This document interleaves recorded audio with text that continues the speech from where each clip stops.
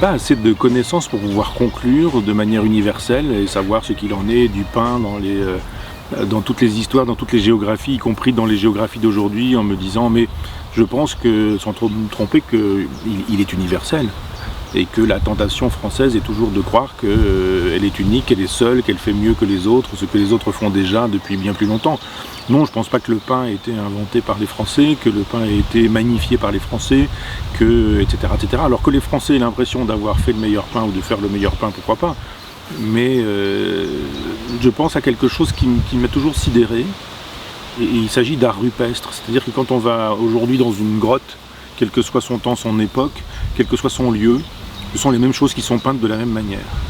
C'est-à-dire que des hommes qui par définition ne se sont pas connus, ne se sont pas rencontrés parce que chacun à deux bouts de l'Europe ou sur des continents différents, ils ont peint la même chose.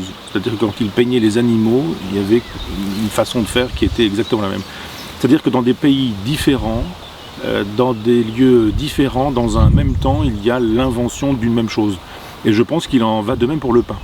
Et que des hommes ont broyé du blé, qu'ils ont mélangé du blé avec de l'eau, qu'ils ont fait cuire, qu'ils ont obtenu quelque chose qui s'est appelé le pain, et que le pain a été inventé dans plein d'endroits au même moment parce que ça obéissait à une espèce de structure vitaliste. Je crois au développement de la vie comme ça qui pousse. Il y a un moment où, soyons darwiniens, le pain est ce qui permet simplement d'avoir l'assurance de la vie et de la survie.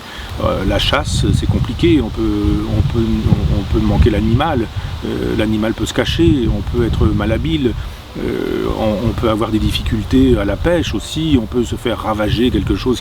Enfin, si on a du blé, si on l'a mis dans des jarres, si on le conserve, quoi qu'il arrive, si on le conserve bien, il ne va pas pourrir, enfin, il peut brûler bien sûr, il peut disparaître, mais on sait qu'on peut avoir à disposition quelque chose qui va nous permettre de sustenter sa faim.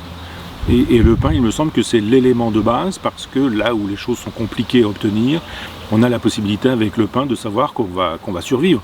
Alors ça a pu être à mon avis l'aliment de base a priori, après a posteriori ça devient quelque chose qu'on ajoute pour la sauce par exemple, ou pour accompagner son pain, son fromage, ou pour etc.